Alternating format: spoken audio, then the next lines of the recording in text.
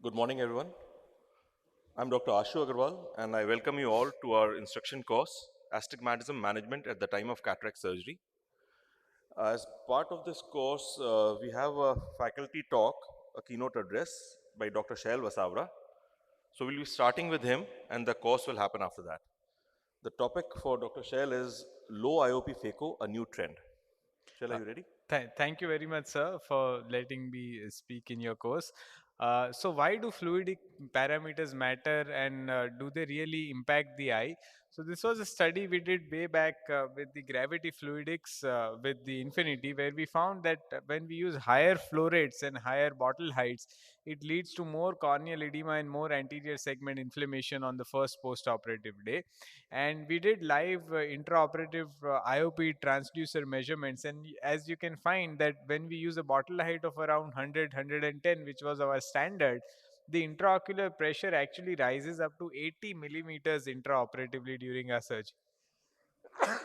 surgery, whereas when we use a lower bottle height of 70-80 centimeters, the IOP remains low and there is less fluctuations, but it's still quite high, up to 50-60 centimeters. With the improvements in fluidics and with the active fluidics, where there is a pressure sensor and a pump rather than a bottle height, you can find that the IOP, not only here in the Infinity, the IOP is not only going up and down, but there are a lot of time taken for recovery, and compared to that with the active fluidics, you'll find that the IOP fluctuations that are occurring are very minimal. So you'll see this graph is fairly stable all through, and whatever peaks and troughs are occurring are recovering much faster than with gravity fluidics. Uh, Thanks to my colleague Dr. Samresh, who helped us to show that this is a cadaver eye where the Berger space is stained with triamcinolone, and just from going from 0 foot position to 1 foot position, look at the amount of trampolining that is occurring, which we never realized during surgery. And then when we raise the bottle height to 110 centimeters and we raise the flow rate to 40, just by going from 0 to 1, 0 to 1, if we go 3 4 times, the pressure fluctuation leads to a rupture in the anterior hyaloid phase, and you see triamcinolone with an intact posterior capsule being seen in the anterior to mid vitreous. So it does impact the amount of parameters that you're using. How do we use fluidics to improve our day-to-day problems? This was a 65-year-old male on oral tamsulosin for benign prostatic hyperplasia, and keep noticing the area of my side port. So I'm using an intraocular pressure of 40. And you'll seeing that the shape of the pupil is slowly but surely becoming more and more oval, with this iris tending to come towards this side port. So typically what we normally find is that once the iris comes, it always keeps coming, and you end up repositing, and you usually end up in a mess. So here I realized that the iris is coming. So what I did was I went to foot position 0. I dropped my IOP from 40 to 30. So I've reduced my intraocular pressure from 40, which was low. I brought it down even further low. And now I went back again in foot position 1. As you can see, the iris has fallen back. And now all through the surgery, I'll be able to maintain this iris in its position without it coming even once to the side port with a relatively lower intraocular pressure. And following that same principle in this eye, which has a relatively even smaller pupil, if you maintain fluidics and with a lower intraocular pressure and low flow rate and stay in the center with your phaco probe, the iris will behave reasonably well all through without it prolapsing to any time. So when in trouble, instead of raising your, so when you are driving a car and there's a trouble, instead of pressing the accelerator, lift up your foot from the accelerator. So whenever in trouble, lower your parameters. In a dense cataract, quite often the posterior leathery plate is very difficult to divide, and therefore we find this technique of multi-level chop, where you occlude with the phaco probe, you come out and occlude at a deeper plane to create and complete the crack, so that there are less chances of, less lateral separation forces needed.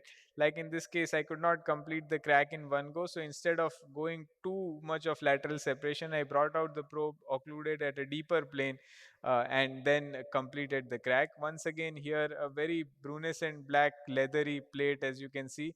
Come out with your phaco probe, occlude at a deeper plane, and then complete the crack. That will help to reduce the lateral separation forces and therefore less stress on the zonules.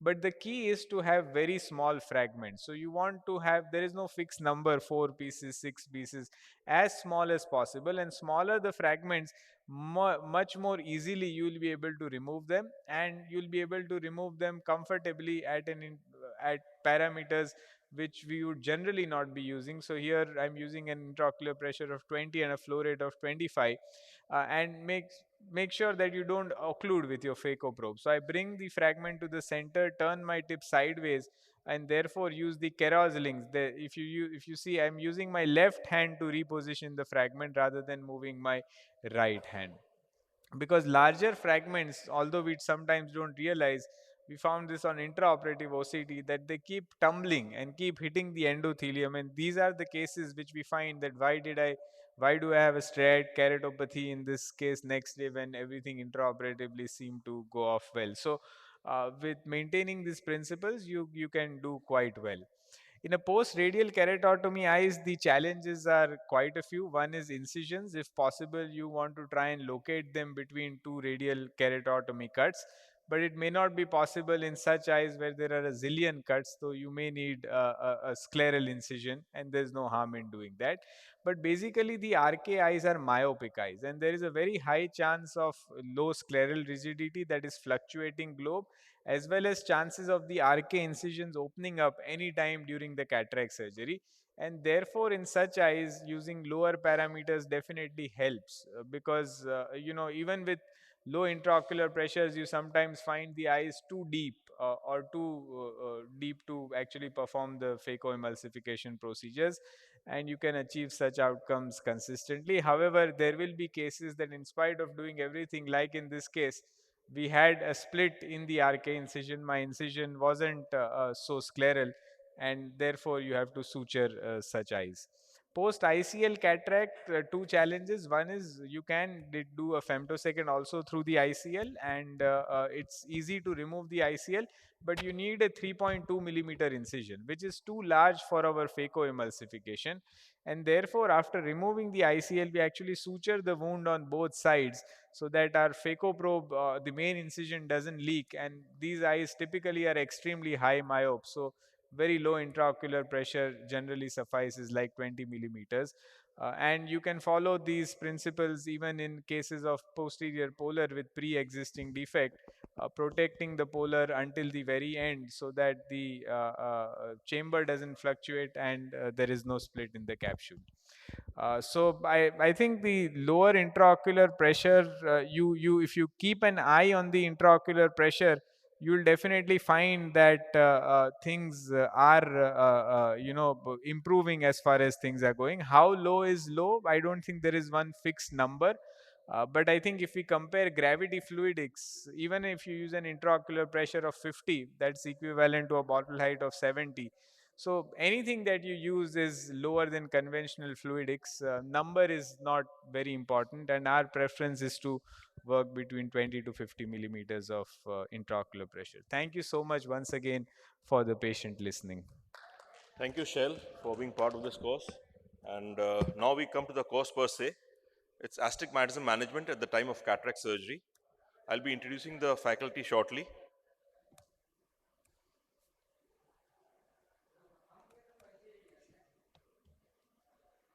So, in this day and age, with all the premium IOLs that we have available, like multifocal, trifocal, EDOF, toric, uh, emetropia is what we are looking for. And if you end up with some residual astigmatism or refractive error, it will be considered a procedural failure. And the two prerequisites for trying to hit emetropia are a good biometry, so that you don't have refractive surprises later on, and of course, good astigmatism control. This is what this course is about. There's no, so I'll be starting the course with optimizing phaco incisions to minimize astigmatism. I'm ASHU Agarwal, a cornea, cataract and refractive surgeon from Delhi. I'll be followed by Dr. Sudhank Bharti, who will be talking about incisional techniques to reduce pre-existing astigmatism, LRIs and AKs. He'll be followed by Dr. Purendra Bhasin, who will be talking about toric IOLs, an elegant way to control astigmatism. And Dr. Saurabh Chaudhary would introduce us to the intraoperative image-guided systems that are available for enhanced results in astigmatism control. Of course, there's a interactive session and you're free to ask questions.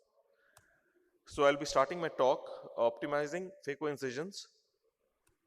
So let's look at the historical perspective here. The first steps were incision optimization, of course, because that's all you had to play with. So it was in terms of incision axis, the size of the incision, and the placement, which is relatively anterior or posterior on the cornea, anterior cornea, posterior cornea, limbus.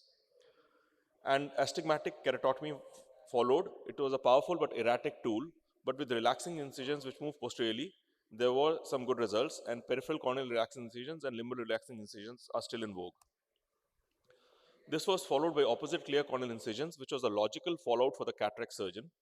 Two clear corneal tunnels are made 180 degrees apart on the steep meridian with no requirement of additional instruments or surgical skill. But however, a caution should be exercised that the early post-operative care is required because there are two wounds now and chances of infection are there or leakage. Toric IOLs have been refined further and probably are the most elegant and scientific way to go forward, but the downside is they work out expensive compared to a standard surgery. So I'd like to make a statement here that however much we try, we should realize that astigmatism control is still not an exact science, and wound healing is the biggest bugbear, and results then can therefore be unpredictable. So let's look at some of the basic concepts and terminology that will be used in the course. So astigmatism, there are certain parameters like the size of the incision, the distance from the center of cornea, axis of incision, the coupling effect, and wound healing, which is the biggest variable. I'll be taking each of these. So please note that astigmatism is a vector quantity. What is a vector quantity if you remember your physics? It has both magnitude and direction. Magnitude in terms of astigmatism is in the diopters of cylinder and direction is in axis. That is axis in degrees. So surgically induced astigmatism is a very important concept. It is the astigmatism resulting from a surgical procedure and can be used to effectively reduce pre-existing cylinder, and we also have to ensure that there's minimum induced cylinder.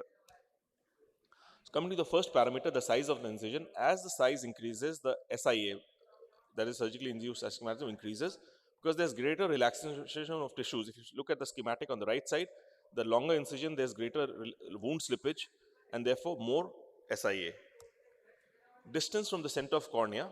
So here, the closer the incision is to the center of the cornea, greater is the induced astigmatism. And distance to temporal limbus, as we all know, if you look at the schematic also, is more than the distance to the superior limbus.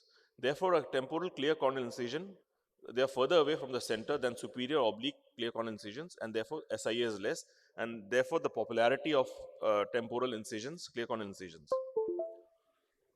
When you come to axis of incisions, the corneal incisional surgeries, they imply that incisions flatten the meridian they are placed on, and the aim is to flatten the steeper meridian.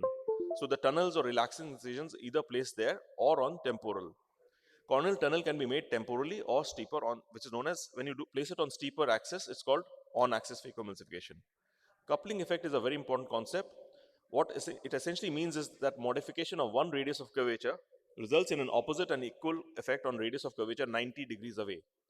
So an incision made on the steeper axis would flatten the... It wasn't coming till now? Okay.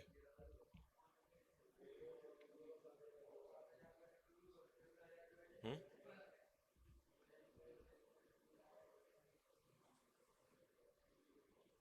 Power. Sorry for that, there's some technical glitch. कुछ भी नहीं आ रहा.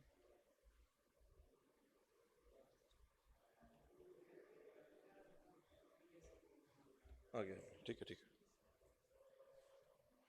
Sorry about that. So if you, this is the steeper meridian, an incision placed on this or a tunnel made here would lead to flattening of this axis and steepening of the flatter one. So surgically induced astigmatism is, like I said, a vector quantity and can be calculated with vector analysis, but it looks very complicated over here. Fortunately, some colleagues and workers have made various surgically induced calculators like the Haggis calculator, our very own Dr. Saurabh Sani, the Alcon Toric, and there are very many companies and individuals who have made it. And if you if you look at it, there's just an example how it goes. Pre-op astigmatism is 44 at 90 and 45 diopters at 180. Post-op is 44.25 at 80. Please note that the axis has changed, and 44.75 with 170 with a temporal axis.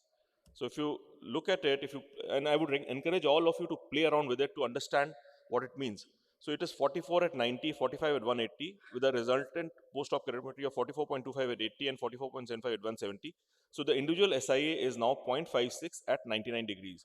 So look what happens if I change it to 44.50. So automatically this calculator will show that what is the change going to be induced. Similarly, you can change the axis also, and you get what is the resultant axis. What is the surgically induced astigmatism? So I would encourage all of you to try out these calculators, and this will really help you in understanding how it works. So these are the various calculators available. So wound healing, as I said, is still not a very well understood concept. Drugs may modify healing to some extent. Coming to on-axis phacoemulsification, the principle is, as I said, flattening of steeper meridian. And the orientation, the incision is placed on the steeper meridian if pre-op astigmatism is more than or equal to 0.5.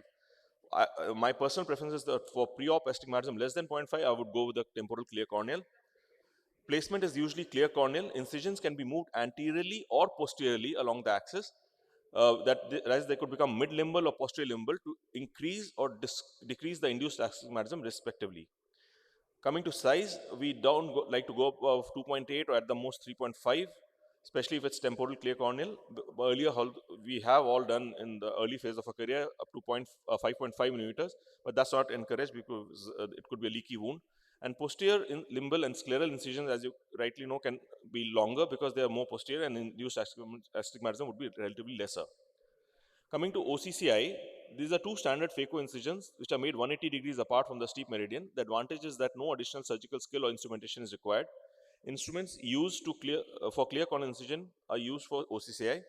OCCI are penetrating, they require careful early post-operative care.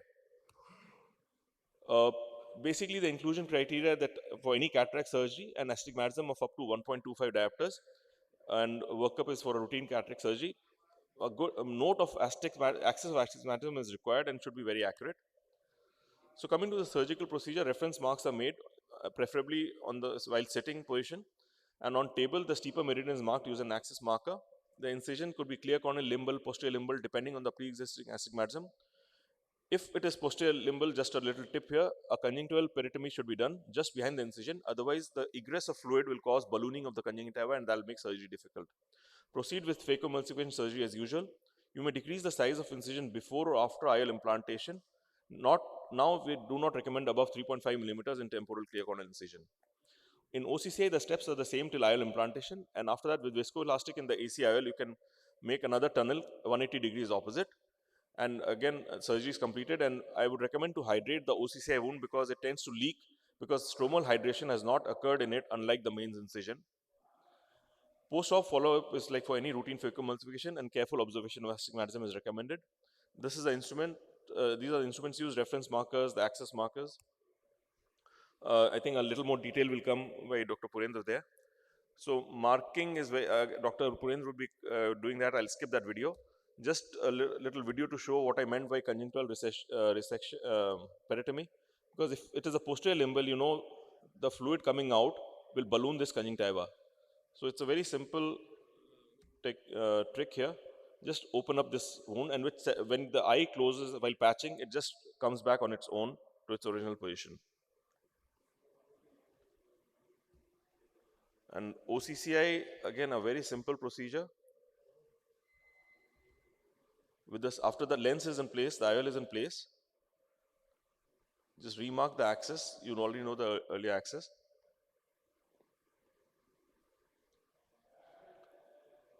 And with the keratome, a 2.8 millimeter incision is made here. Would recommend that you hydrate the wound. So there's a lot of literature on axis, comparing on axis and temporal, and also on OCCIs. There are plethora of studies, but the results are often not comparable because of different evaluation and analysis techniques used. However, certain facts do emerge that when you compare temporal versus superior incision, there is lesser induced astigmatism with temporal incisions for reasons already explained. And when temporal versus on-axis, astigmatism correction is more with on-axis incision in most studies and is statistically significant in some studies. OCCA enhances the astigmatism correction. A suggested algorithm for you to take back: for less than 0.5 diameters, I would do a temporal incision. More than or equal to 0.5, I would prefer an on-axis phacoemulsification. Temporal correction with a 3 millimeter incision is usually not more than 0.25. You can increase it to up to 0.5 by increasing the size of the incision or moving the incision anteriorly. Superiorly, you can correct up to 0.75. As I said, superior surgically induced astigmatism is more. And again, you can push it to 1, but 0.75 is what I feel is the upper limit here.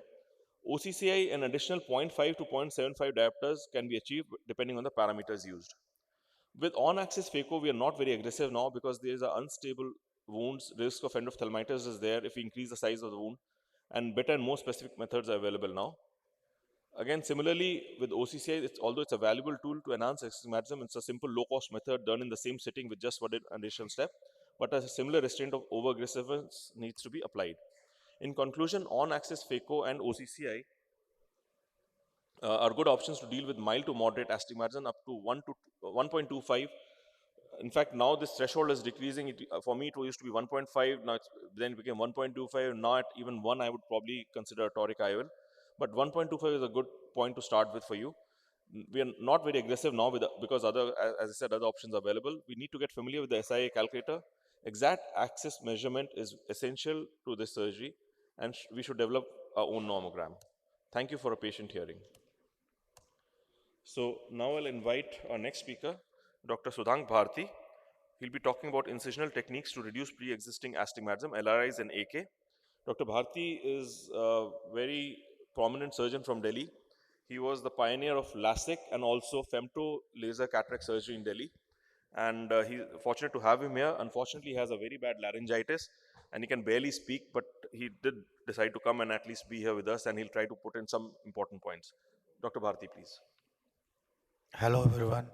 Uh, I've got a bad laryngitis, so let me see if I can talk. But in the meantime, what I suggest that you read these slides, and LRI and other astigmatic incisions are actually the cheapest way to manage significant astigmatism. And the success rate is 96%, and adjust the length, depth, location of the arcuate, and a pair of incision is made, and as peripheral as possible, because then the irregular astigmatism is not there. It's a very quick recovery, mostly combined with cataract surgery and with premium IOLs, just to take care of the very high cost.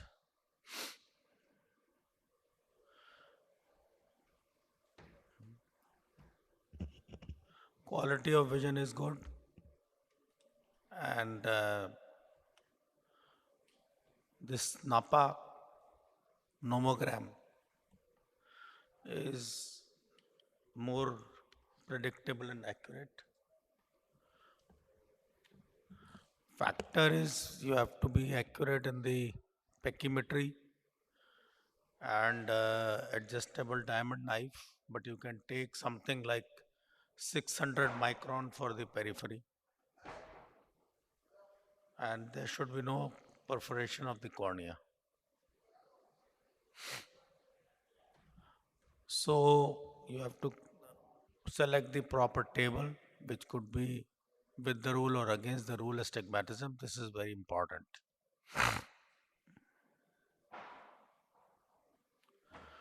This is the with the rule astigmatism, and for this you need to do You have to read this to do whatever is required. For me, it is very difficult to speak to explain. And this is for the against the rule astigmatism, that you can make the incisions accordingly.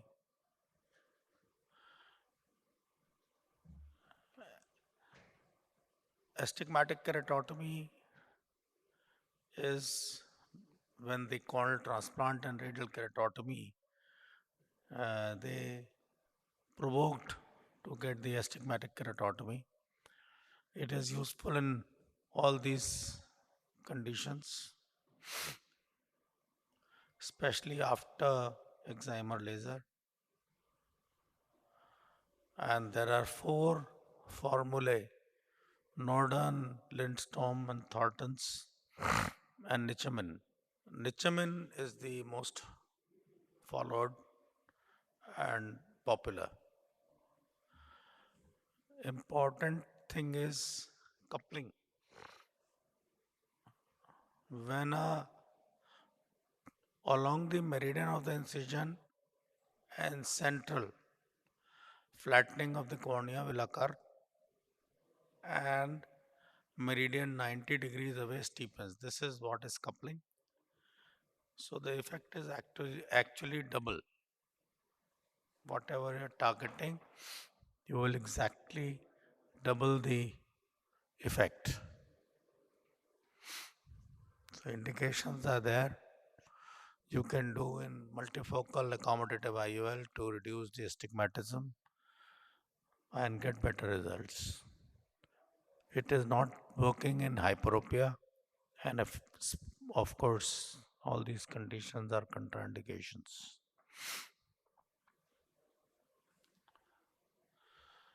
Corneal topography is vital to understand where to put the incisions. Longer the incision, more is the effect. Smaller the optical zone, more is the effect. And deeper the incision, more is the effect. Excuse me. So this 8 millimeter optical zone, incision length of 80 degree, and for more you can make it 100 degree, or for less you can make it 60 degree.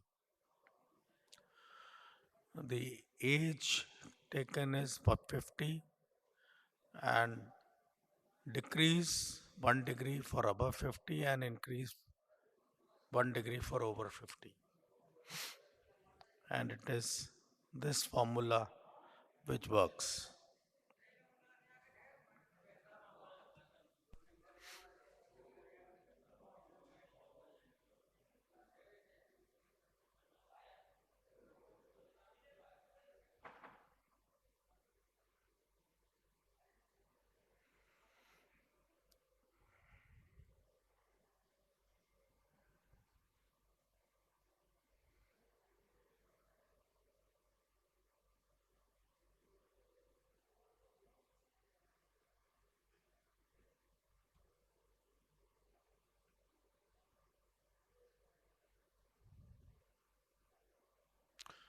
— 600 micron.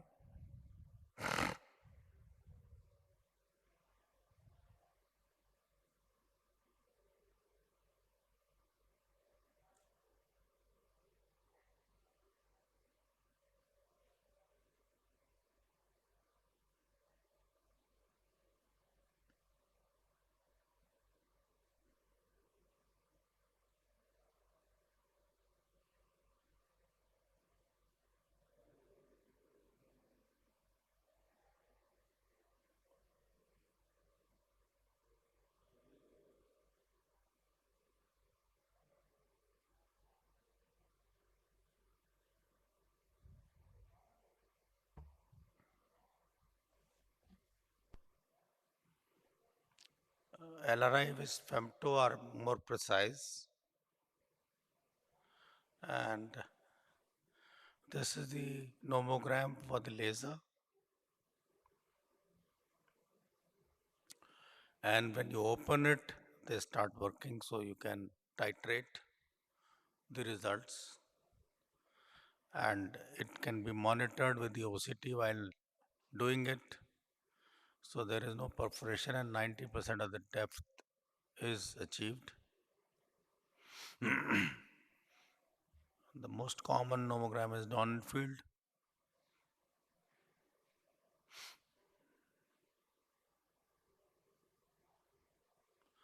And this is the standard 8 mm, 20% to 80% intrastromal, and center is limbus, and they are very comfortable intrastromal incisions. As you can see here, there is this LRI here and this LRI here.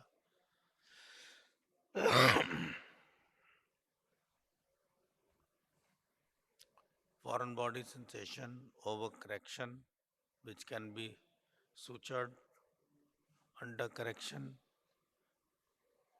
increasing the depth, redoing it. A regression is possible. Might have to redo it, and sometimes too small optical zone causes irregular astigmatism. Thank you.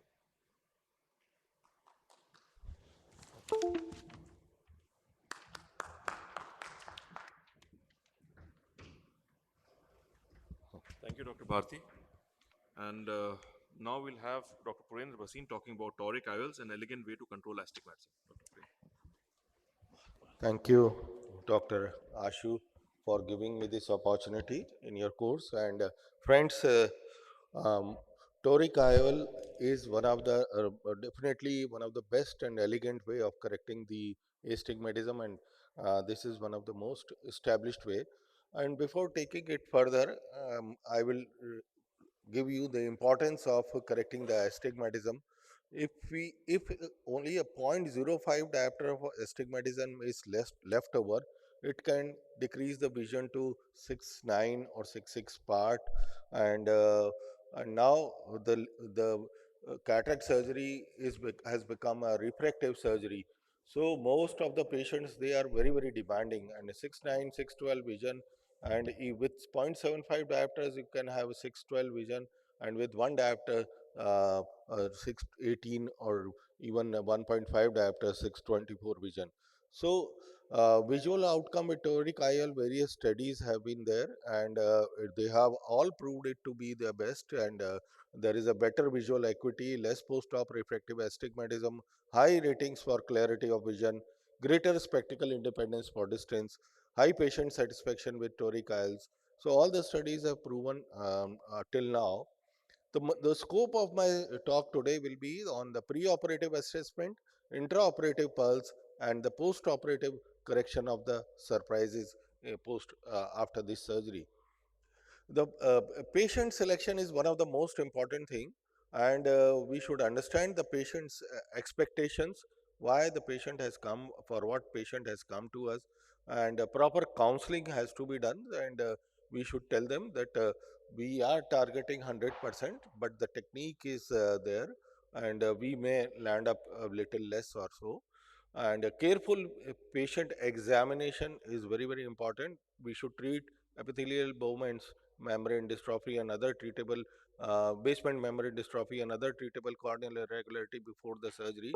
We should treat surface disorders, meibomian glass disorders before taking patient for surgery, because this can lead to erroneous calculation of the axis and the magnitude of the astigmatism.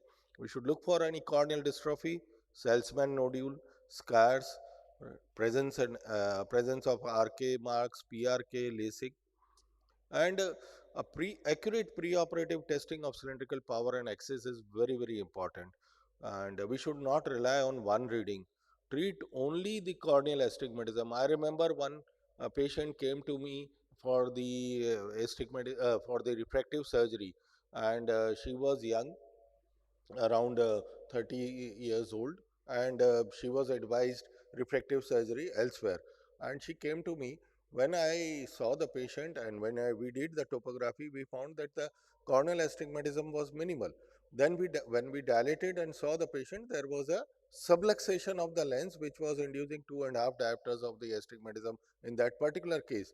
So we have to treat only the corneal astigmatism, and I recommend toric IOL in cases of all cases of astigmatism more than one diopter. A potential candidate for toric IOL would have regular symmetrical corneal astigmatism, and we should not treat patients with irregular astigmatism cases of keratoconus like or any other ectatic disorders, and they will not improve with toric IOL unless until they have been cross-linked, or it may worsen if there is a high irregularity. So, there are three steps for toric IOL implantation. First is accurate preoperative testing of cylindrical power and its axis, marking the axis on the eye preoperatively and intraoperatively. This could be done by digital marker or a manual method, and then intraoperative alignment of the IOL into the desired axis. And any error in any of the steps will lead to poor results or residual astigmatism. So coming to the first step, that is preoperative planning and calculation and marking. To perform keratometry and make sure there is a corneal astigmatism.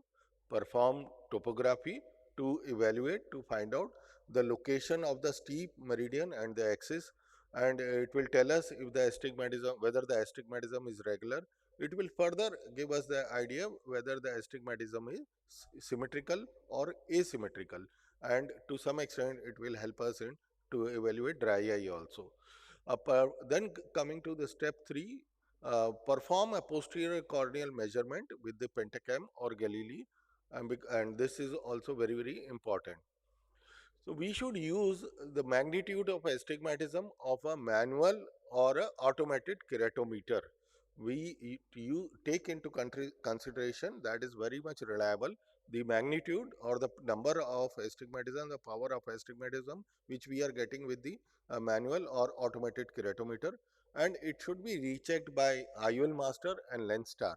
What my personal observation is that IL Master and Lenstar, they give us slightly higher reading, and we should err on the lower side and compare with axis derived from topography or pentacam. And this axis which we get from the pentacam or the topographer, that we can check it with our manual or automated K and IL Master and compare it, and it should not be not be much of difference between all three. And before moving ahead, we must confirm it with multiple measurements and never take into consideration what the patient refractive correction is, what the refractive astigmatism, refractive axis, the subjective power of the patient, that should not be taken into consideration. So when results from two instruments do not agree at the axis and magnitude of astigmatism, if reading from manual K and pentacam are not within 10 degree, then repeat both after calling patient again. Maybe you,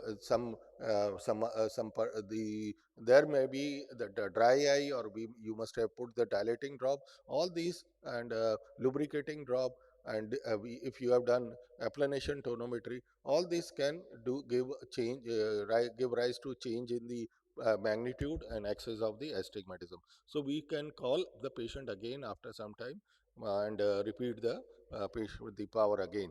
For 1 to 1.25 diopters of with the rule astigmatism, we may use on-axis incisions rather than a toric IOL, and because I have seen that if it is against the rule astigmatism of one diopter, then we correct. If it is one diopters of with the rule astigmatism, the non-axis incision will help, and we don't require toric IOL by and large. Coming to the posterior corneal curvature, posterior cornea is a vertically steep in about 87% of the eyes.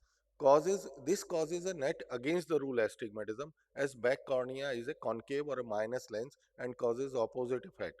This results in a overcorrection of with the rule astigmatism by 0.050 diopter and undercorrection of against the rule astigmatism by 3.3 diopter. So one should keep into mind that we should slightly undercorrect the with the rule astigmatism and overcorrect the against the rule astigmatism by 0.3 diopters or so, and undercorrect by zero point 0.5 diopters of the with the rule astigmatism. Ideally, one is to use the accurately measured posterior corneal astigmatism by Pentacam or Galili, which are the Scheimpflug imaging systems. And another important thing is to know about your surgically induced astigmatism, and this will depend on the incision length, patient variability is there, incision location, whether you are close to the visual axis and how far you are towards from the visual axis, and there could be a measurement variability. So the best way to calculate the surgically induced astigmatism of a doctor, that we can enter some 50 to 100 cases in a sia.calculator.com, this thing website. You can go there and check it and enter your last data of 100 patients or 50 patients and get the average of it. It will tell you whether it is 0.30, 0.20, 0.50 is the surgical, and your incision length should remain the same. And another one is from Dr. Sahani also. That also gives us the SIA. And now coming to the formula, what formula we should use? So as on date, various formulas are available to us, but the Barrett toric calculator formula has shown its superiority in majority of the patients, and I am using that only in all my patients. But other formulas are also available. In extreme of the myopia or hyperopia, you have to be very, very careful and be very, very selective in doing such cases. Now coming to step 2, after determining what your magnitude and axis of astigmatism you are going to correct, and you have placed an order to the company, you have finalized the lens, and now on the day of surgery, you have to mark the patient pre-operatively if you don't have a automated or digital marker system.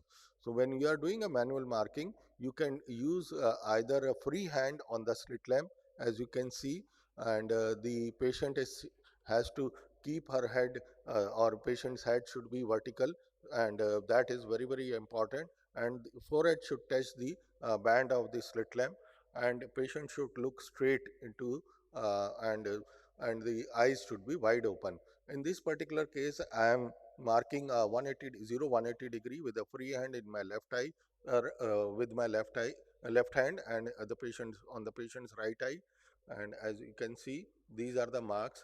uh, Earlier I used to mark at 3 places. These 3 dots are there, which are done by freehand marking. Now I do it, which were at 0, 180 degree and 90 degree. Now with 2 marks also, like at 0 degree or 180 degree on right eye or left eye, and one at 90 degree, you can go away. And the other on the right side of your picture is the bubble marker. This is a small video how you can mark on with a bubble marker. So there is a bubble in this green cylinder there, and which has to be this bubble should be within the 2 lines, and this is the mark which we are going to get. Electronic preoperative marker are also there, and digital marking system is from Alcon. It comes from by Varion, and with from Zios it is by Callisto system.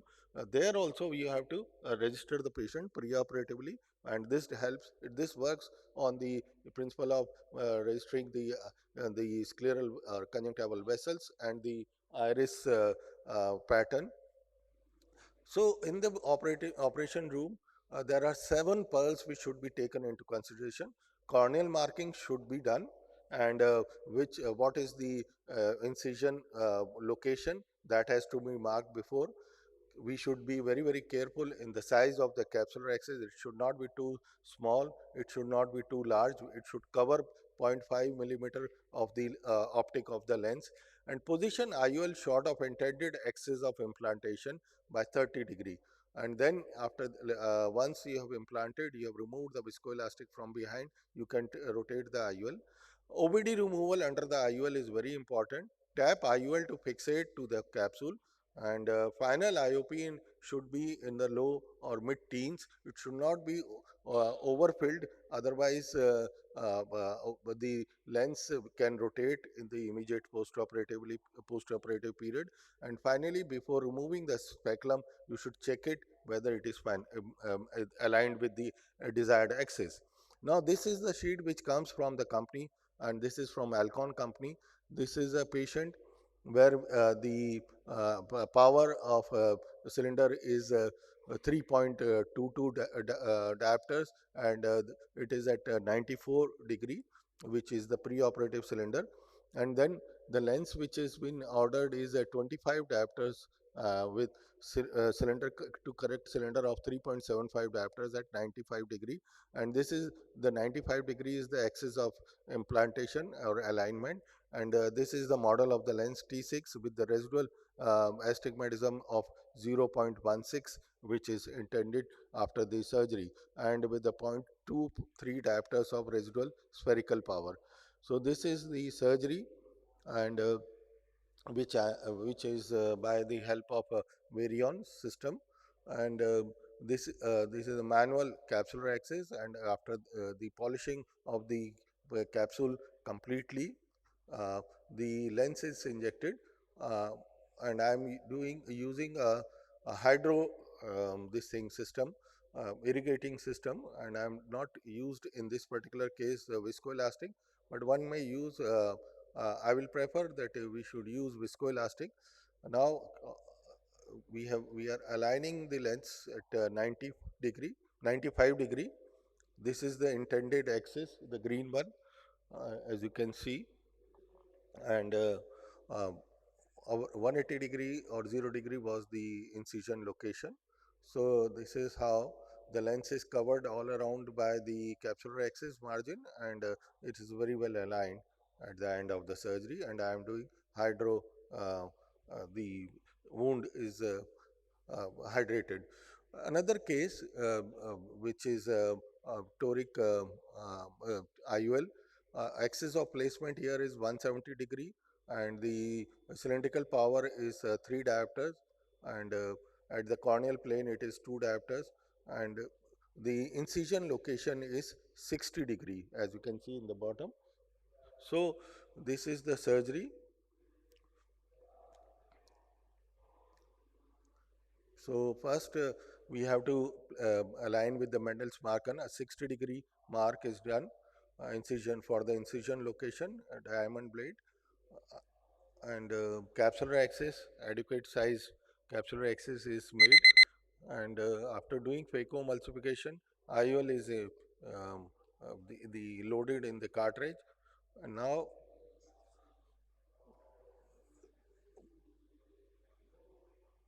the lens is then aligned. This is in the presence of the methyl cellulose, and remove the viscoelastic from under the lens from anterior part of in the from the anterior chamber, and align the lens with the axis of intended axis of implantation, which was 170 degree. So this is how it is done, and wound is hydrated. So this is the case, which is very well aligned, as you can see here at the end of the surgery. The top consideration in success of toric IOL prediction is the use of topographer, and use of keratometer biometer to calculate power difference between the principal meridian. Include posterior corneal astigmatism in calculation by using an advanced calculator to avoid any surprises. Optimize the SIA, surgically induced astigmatism. Consider whether overcorrection to with the rule astigmatism is warranted for patients with against the rule and oblique astigmatism. Try no visco IOL implantation for better results. Now coming to the residual astigmatism, which could be due to the incorrect IOL power calculation, or we have not taken into consideration the posterior corneal curvature, or there is a disaccordance in the cylindrical axis between various instruments, and still we have gone further without checking it again. Surgery didn't go your way, like poor creation of incision, or there is a large incision or irregular incision, or the lens part is one is in in the bag and partly in the sulcus. We should understand the residual refractive error, whether it is spherical, whether it is cylindrical power or spherocylindrical. Check after dilation IOL axis on slit lamp, and placement of IOL to be checked whether there is a tilt in the lens or both haptics in the bag or partly one haptic is in the sulcus, and there is chances of rotation of the lens. This is a case wherein the 23 diopter 2 diopter correcting trifocal toric was implanted, and patient's preoperative astigmatism is 1.5 diopters. So everything went fine. This is a plate haptic trifocal lens, toric lens, and axis of placement is 160° and it is properly aligned, and the surgery went fine, as you can see here. Now, after a week, the patient, immediate post-operative period, next day the patient vision was 6.9. After a week, patient came to us and he said that her vision has decreased to 6.24. Best corrective vision with the 0.5 diopter plus 0.5 diopter cylinder and 2.5 diopters cylindrical power was 6.9. So there was no other problem, but the lens has rotated, and this is what it is seen. Instead of in the 170-degree meridian, which is like at this, the lens has moved to a 90-degree. So what we have done is we have released the adhesions of the lens to the anterior and posterior capsule by with the hydrocannula, and then we dialed the lens at the desired plane again. Maybe in the immediate post-operative period, she must have rubbed the eye, or maybe it was overfilled. That may be the reason why the lens has tilted. So other way to get it checked is you can go to www.astigmatismfix.com and check it. The residual enter the preoperative, the type of lens, and the model of lens to which you have used, and what is the residual refractive error and astigmatism, and the mod and the this will give us idea in which direction how much the lens has to be rotated. Other options are we can correct the residual refractive error by LASIK or PRK if it was the erroneous IL power due to the erroneous IL power calculation. Erroneous IL power calculation will lead to a spherical kind of the residual refractive error mainly. Or we can go for LRI as has been described by Dr. Bharti here. To conclude, toric IOL for one diopter and above against the rule astigmatism, and with 1 to 1.25 diopters of with the rule astigmatism we should consider. One can use on axis a paired incision in place of toric IOL for less than 1 diopters of astigmatism.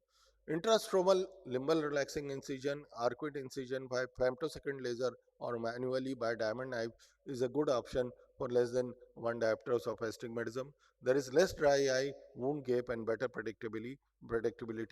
Adding toric IOL to your surgical armamentarium is the most effective way to enter refractive cataract surgery. And believe me, I am very happy and satisfied. Even with 1 diopters of astigmatism, 1.25 diopters of astigmatism, I am getting very good visual outcome and good results. And in this era of refractive cataract surgery, when the patient is so demanding, and we are using multifocal, trifocal, and EDOF lenses or VBT lenses, we have to be very particular in giving, because they are paying so high.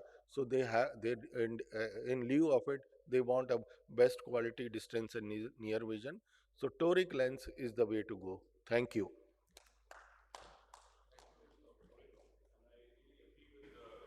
Purendra said that for pre-existing astigmatism, toric IOLs have matured enough and are a very good way to go. Uh, results are excellent because if you don't do it, then even the distance, unaided visual acuity, uncorrected visual acuity is not very good. And moreover, these lenses are very forgiving. The fear is that they'll rotate. Some of the good manufacturers, even if it does rotate by 5 to 10 degrees, the visual degradation is not so much, and the patient will still feel a lot of benefit. And so, as I say, they are very forgiving lenses. And of course, the fear is that one of the apprehensions if you're starting out is that it's relatively more expensive. What will the result be? The results will be good, rest assured. The question is, one is the expense of the lens and also the paraphernalia. So there are cheaper ways of doing it. Dr. Purendra talked about Varion. Dr. Saurav will be talking about some other imaging systems along with Varion. So those are, if you have them, they're great. I don't have them. Dr. Bharti also doesn't have them, I think. But so you can do without these imaging systems. Even corneal topography, if you can confirm with corneal topography, it's great. But if you don't, a simple, what companies recommended earlier was manual, but I would say manual still can have error. Some good auto refractometer, if you have the keratometry on that, if you do it carefully with a proper blink and making sure there are no dry spots, a very good keratometry can be there. And I've been doing it for so many years now, and I've never been let down by automated keratometry. Yeah, if you can confirm with topography, great. If you don't have a topographer, do not be dissuaded. Please attempt it. If you do not have the imaging systems, again, if you have them, great. If you don't be this thing that you cannot do it without them. Coming to marking, there are various systems that are available now. The apps are also available now. Apps are available. Various apps are also available. You don't require this expensive Varion or Callisto system. You can go to the apps, and pre-operative and calculation and intraoperative marking can be done with the help of those apps, and they are effective. And one more thing I would like to say is that uh, uh, the now some Indian lenses are also they are also reliable. Earlier we were depending on these imported lenses which were expensive. So everybody has an apprehension. So the Indian lenses are also now quite reliable. Yeah, so in For the case you're astigmatism a little correction. apprehensive, you can start with Indian lenses also. They're also giving good results. Because you see, unlike multifocal, the toric has a definite advantage. Multifocal, there's a subjective issue. Some patients may be happy with it, some may not be happy. The design is very variable. In toric, it's a no-brainer. It's astigmatism which has been given at a certain axis, and that is likely to benefit. And coming to simple marking, also just a little tip. What I normally do is, I make the patient sit on the slit lamp, probably put a wire speculum initially if you want. Maybe later on you don't even need to do that. After putting a drop of paracaine, and ask the patient to look straight in a full beam with under visual impression, you ensure that you're bisecting, imaginary line bisecting the cornea into two halves, a superior and inferior half, just a horizontal line, imagine that, and take a 26 gauge needle, ink it with the marker pen, and just place an impression on the 180 and 0 degrees. I mean, and that works very well even for any toric marking, for toric ICL, toric IOLs.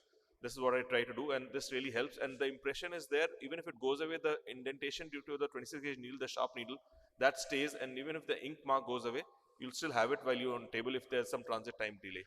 So I think we'll go on to the next. Sorry, I have a question for Dr. Punendra.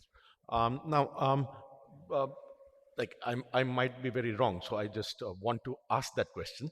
Is that there were, like, we were doing torics at one time, and there were various, there were imported torics at that time available. We used to calculate our toric according to the online calculators, and we used to get a result. Then came the concept of the posterior corneal astigmatism, and we started looking into it. Once we started looking into it, and we said that our results will become better, and they did become better because we started looking into it and we started incorporating it into our calculators. There were boiler nomogram which we used to follow, and then after that came the Barrett's calculator. Now, what my experience, and as I said, I might be very wrong, was that if you calculate your PCA and incorporate it in a Barrett's calculator, you're actually correcting the posterior corneal astigmatism twice. Yeah. So now, with the newer calculators, you have to forget about the posterior corneal astigmatism. Like, as I said, that's what I understand, because I landed up with a few, that's my little experience, that there were a few cases in between which we calculated the PCA, we used it in the new calculators, that's the Barrett calculators, and we landed up with not so good results. So I hope I'm clear here, because I might be wrong, SLs. So with the newer toric calculator and newer IL Master version 700, so we don't we do go as per the suggestion given by the Barrett calculator. We don't change it. But when, because for the general audience, when they are not having this access, so and they don't have, because corneal astigmatism correction is considered when it is done by the IL Master 700 only. Otherwise, it is to be done it. That's what I No, you feel. can get the posterior aspect also with the Barrett online toric calculator. So you can just use that also. In fact, That is that's what I use. that's No, what. But so I think what the Saurabh is question is saying not that is, you don't have to check the PCA now. huh, You don't have to check the PCA because if it's you a put in a presumed one. Barrett, It's a because presumed one. Barrett's calculator is already taking that Yes, into they're account. taking it. So it is not that you have to go to the Barrett PCA calculator. No, no, no. You don't have to. Directly, So you directly. just have to put it in and just forget Yes, about yeah, the yeah. So posterior there's a corners. online Barrett toric calculator. So like Dr. Saurabh rightly said, do not calculate it first and then add it. So you don't have to do anything. What they've done is they've taken a lot of retrospective data and they've come to the conclusion that you just feed it in. And so basically the tip here is, if you have a with the rule astigmatism, the correction would be required would be lesser than, so you have one diopter with the rule astigmatism, the net would be about 0.88. 0.8 is the actual true astigmatism, corneal astigmatism. If you have against the rule astigmatism, that is the horizontal is steeper. If you have one, your likely uh, true astigmatism is going to be 1.12. So therefore, I say when you have against the rule, definitely do consider a toric IOL if it is significant enough. If you have with the rule, you know you can hope to get away with corneal incisions also. Let's say you have a 0.75 diopter of spheric, or one, even a 1 diopter of with the rule. I would attempt incision because I know I can 0.25 will correct with my incision. 0.2, 0.1 to 0.2 will be corrected because of the posterior curvature. So I'll have a net result astigmatism of 0.55, 0.6. But if I have against the rule astigmatism of 1 diopter, I know I'll need to correct at least 1.1 to 1.2. So therefore, which is practically impossible with incisions. And as we know, the temporal incisions give lesser correction. So therefore, when you have against the rule, it is important to go with a toric IOL. So what the current trend is that even if you have to make a LRI or whatever you're planning, besides the toric, you put it on the toric calculator and you'll have the exact amount of, if you need a LRI or if you need a, so if the results are coming as a T2, you can actually use a, and it does pretty well like that. But Dr. Puninder, one more question. You showed a video in which the IOL had rotated and it was a plate haptic IOL. I've had a few experiences which were not great with the plate haptic IOL and I've stopped using them. Are you still using them? No, I now use, because that material is hydrophilic and it is a plate haptic. So now use a hydrophobic IOL, because during those days trifocal lenses were not No, available but the with plate haptic, Other hydrophobic platforms. Yes. but a plate haptic, which is the hybrid platform, not the hydrophobic total. It is The hybrid platform, are you very happy with those or?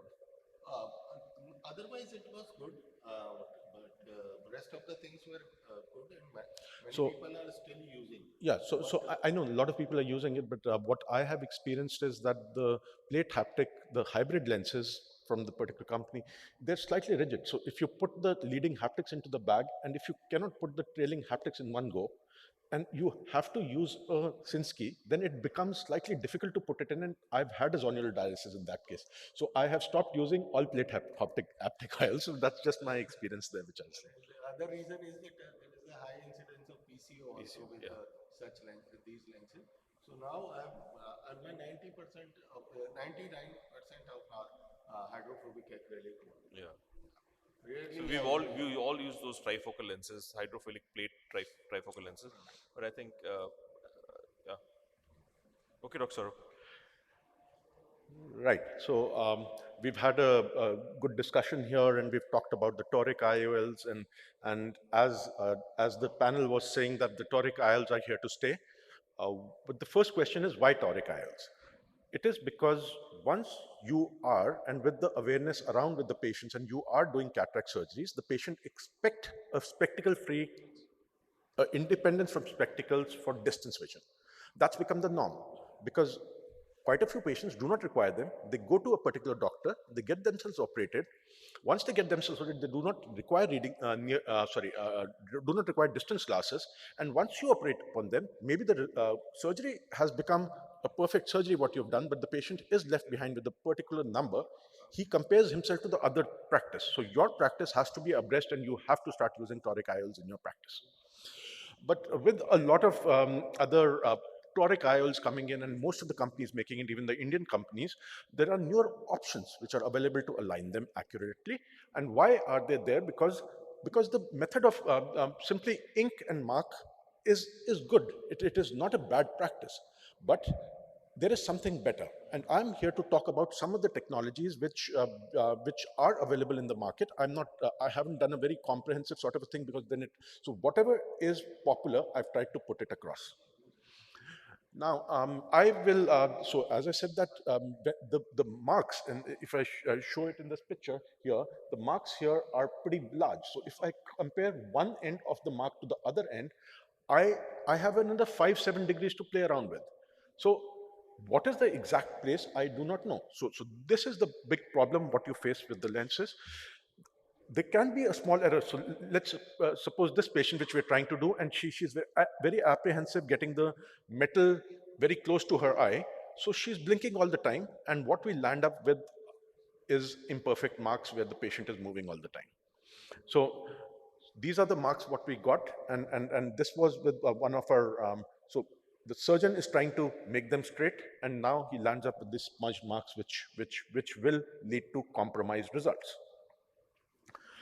Now, I'll be talking about some technology, some apps which are available, which will take care of your problem of smudge marks, your problem of misalignments.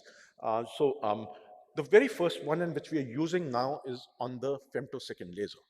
On the femtosecond laser, it's the intrastromal linear alignment marks. The Catalyst has it, so it can make the marks onto the cornea. And the latest upgrade is that it is attached to the IOL Master 700 as well as 500, and the data automatically comes onto the femtosecond machine.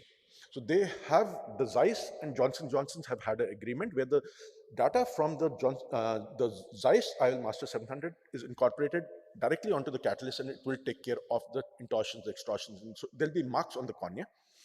I will just show a picture of that. Then there is the Intelli Axis L system, again a femtolaser based. I'll talk about it. The variant guided systems, the Verify, that is the Aura, which came into being, and it is still available in a few places, but very expensive. The Zeiss Cataract suite, the iSuite Toric Planner, and the Ingenuity, which is gaining popularity now. That's the 3D systems where you have a head-up surgery. So this is one of our patients, and this is the marks. If you can see here, this one as well as this one, these are the two long marks what I'm talking about. These have been made by the Catalyst machine. On the machine, these were done when the data was not available from the IOL Master 700. And as I said, the upgrade has just come in. Our machine has just got upgraded, and I have not been able to record that. But it now comes directly from the IOL Master 700. That's the lens AR system. As I said, the second one is also a femto-guided one. So what the lens AR does, it makes two notches. So if we look at this picture down here, that's the capsule rhexis it makes, but it makes two notches here at the level of the capsule. So you know where exactly to implant your lens in. This is a great method, and I would technically prefer it more than the intrastromal marks. I don't have the lens AR, so I do not know the results, but these might be more stable, these might be more permanent, these might be at the level of the lens, almost at the level of the lens where we're implanting it, so I feel they might be better. The other problem with the intrastromal marks can be that if you're making an incision, so like in the last case, if I go back, if I had to make my incision here, I might land up opening it up like the RK incisions. So I have to be very careful while so if this is not here and it is right here, there's no problem. But if it is on 180, I would be very careful with this. Plus, if you look at this is supposed to be at 180. This mark is at 180, a line coming here and a line coming here. This is totally off mark. So as I said, that these methods can actually increase your predictability. The next is the Hagstrite Toric Planner. It is available in India now. The lens star has a T-cone over it now, and with this T-cone, which is right here, so it has been they haven't made a noise about it because besides the lens star, the I-Star 900 has also come up, which is a very, very good machine. But the lens star, they put a T-cone which comes as a package. So this T-cone actually puts a Placido onto the eye and calculates it's a Placido topography which calculates the steeper axis, and it can tell you where exactly to put it. So, so you can actually go ahead and plan it with this. There was something which I was playing around with, but as I said that we've got very little experiences with it. It's called the eye photo systems. From the eye photo systems is the ASHU toric alignment system. So a high resolution photograph of the dilated pupil is captured during the pre-op examination. There are two unique landmarks on the iris, the crypts or the nevi, which are identified. The keratometric meridians and the IOL is overlaid onto the image, and that's a small video of it. So you go onto the slit lamp Mark II out, put it on the software, and after you put it on the software, you can actually measure the white to white. You can actually say, okay, this is my, you've marked a crypt there. So you go here, you marked a crypt on the iris here, and a second one here, and maybe a third one here. So once you've marked it, the whole eye will be aligned according to that. So once it is aligned, you actually know so the patient in the sitting position, or let's forget about sitting position, we've actually come to know where exactly these are, and whatever the intorsion or extortion takes place, it is not based on the 0-180, but it is exactly based on where the crypts are. So it becomes more successful. The variant image guided, which Dr. Punendra did show a few times, it is nothing but a modified keratometer that takes the corneal power measurements, and it automatically detects the scleral vessels at the limbus, which is a HD photograph which it takes. So the modified keratometer, the keratometer readings and the photograph are superimposed onto each other. So this is the reference unit where the keratometry, the white to white, the limbus position, diameter, the corneal reflex positions, the eccentricity of the visual axis, all are taken. A high resolution color pre-op image is taken, which is optimized to the registration and tracking. So that is what is taken, and those are superimposed onto each other.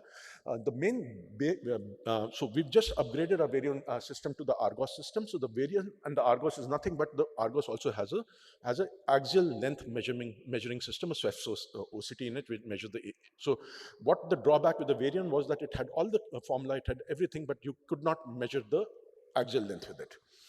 So this is the one in the OT, and so there is the MID here, and there is this big screen here. So you actually, this is giving you a virtual image in one of your eyepieces. So if you're looking here, this is what we see with both our eyes. This is a virtual image which is on one of the eyes. It actually guides you where exactly to make your incisions, where exactly how big to make your capsular axis so that your IOL is covered all around. So we planned it out as a 5 millimeter. We could plan it 5.2, we could point it 4.9, whatever we want. So you can actually go around onto this virtual image which you see through your right eyepiece. And then you go ahead and do the surgery in a normal way, what you do. So this is the normal surgery which is being performed, a regular chop, a regular IA. After this is done, you come back and implant the IOL. And as you implant the IOL there, this is an Indian IOL what has been implanted. So you center it, so that's the centering program. So it gives you a centration thing, and then it tells you, so the marks are off almost by 90 degrees, and you moved it and it is exactly falling there. So that's the end of the video where we're showing that the marks are exactly onto the marks of the IOL. The Callisto eye is a similar principle, and I've also toyed around with that, and we've just got the Callisto in our hospital right now. So it works exactly like the what you call as the Varion, but just that it is working on the IOL Master 700. So that's the advantage what you were getting, which now you get with the Argos as well. So you have to buy one single machine as the IOL Master 700 or 500 now, because they can upgrade a camera to it. So they can attach a camera to the 500. After that, all the readings are taken onto the, you can plan the surgery, and then it goes onto the eye as such, and it's exactly like the Varion. ORA is the OptiWave refractive analysis. It is nothing but a wavefront abrometry online. So you're actually having a constant picture here. When we're seeing this video, it is changing. And as it changes, you can actually, by the end of it, decide what power of IOL, what toricity of the IOL, what axis to implant the IOL in. So this makes it very, very precise, but it was a very expensive tool, and we're getting very good results with the other techniques. So ORA has gone out of vogue now. The Ingenuity is the newest system which has come in, which is a 3D system, and you actually wear Polaroid glasses. And after wearing the Polaroid glasses, you're not looking into the eyepieces of the microscope. Some of the newer Zeiss microscopes even do not have the eyepieces on them. So there is a big screen in front of you. You're wearing Polaroid glasses, and you're looking at the screen and operating. And this also gives you the eye alignment along with that. The True Guide is a touchscreen capability. It's a good system. The Discovery, I'll just go through them because they're not available right now. They are available, but they've not been launched in India. So there's the Discovery system, which again provides the white-to-white, corneal and whole light, provides IOL axis orientation, and it can be, it provides the post-operative astigmatism analysis as well, but it's a very expensive machine, so it is not. The robo marker, which I had used, I bought it on one of the ASCRS meetings. It's a self-leveling corneal marker. That means that it is a marker. If you move it around like that, so there is the dial here, you actually know it is at 0 here. So you don't have to now concentrate on 0, and you just hold it. Even if your hand is going this, it will give a signal that no, you're not at exactly 0 and 180. These are self-inked prongs, and as you put it on the eye, you'll get good results. The Tocular system has come now with it is available on the Hagstrite surgical microscopes, and it is just that you have to change one ocular. So this is one ocular which you change, and once you change it, you can actually put in the exact axis where you want to implant it by turning this small knob on the eyepiece. So it's a eyepiece where there is a reticule, and the reticule moves around. There are various others, but just I will just pass through them, and thank you. I'll take questions if there are any. Thank you.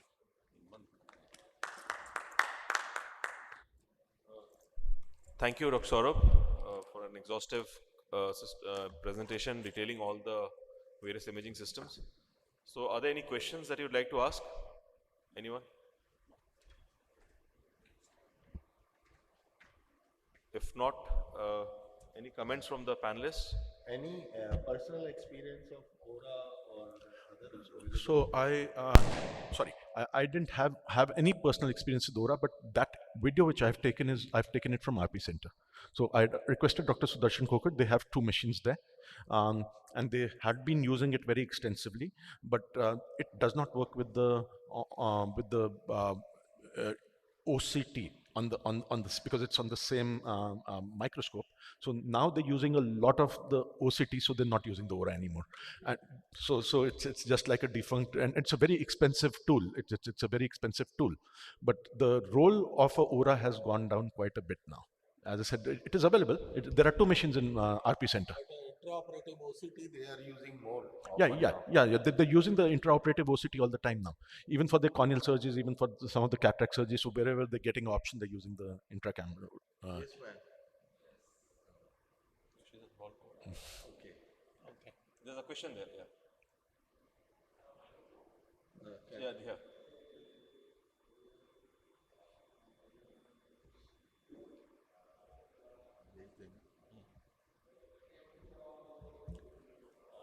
Thank you for a very illuminating advancement in technology.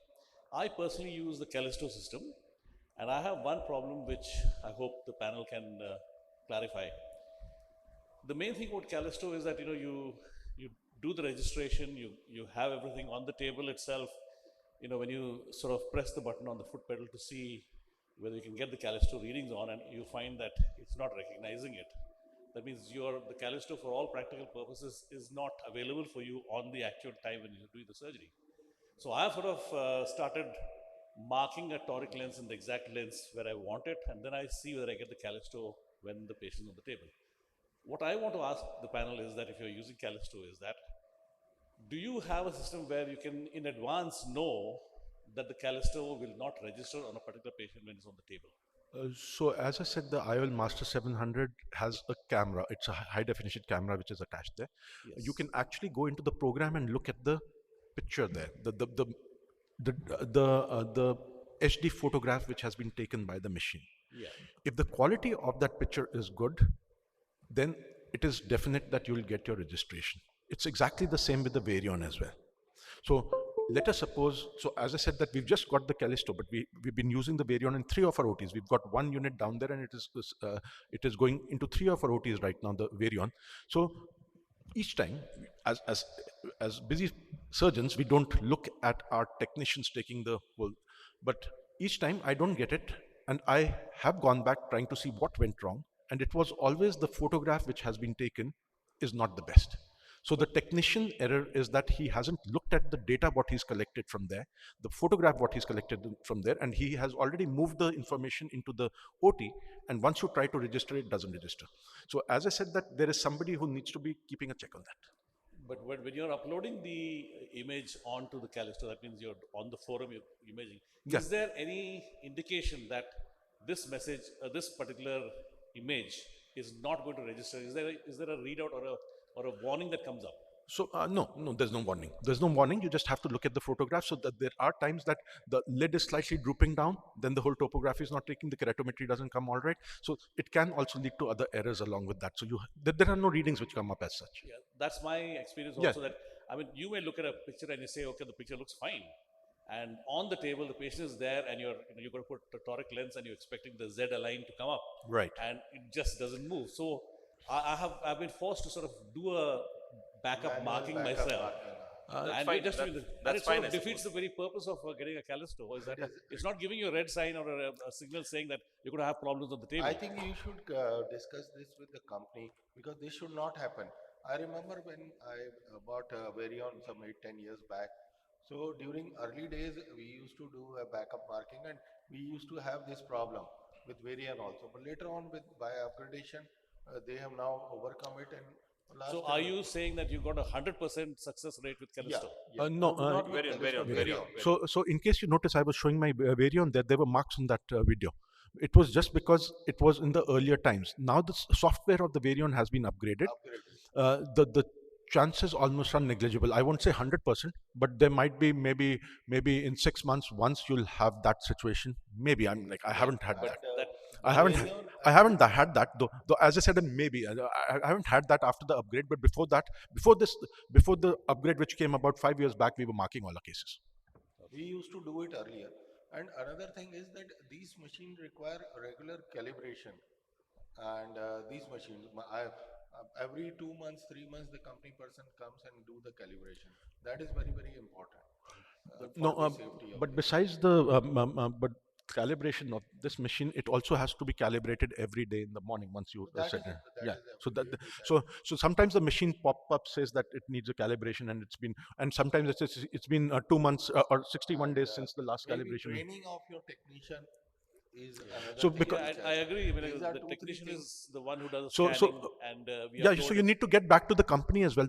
As I said that uh, I have very little experience with the Callisto. We've just got it. I've been using the Variant for the past 6, 7, 8 years, and we had it in one OT. We now have it in 3 OTs.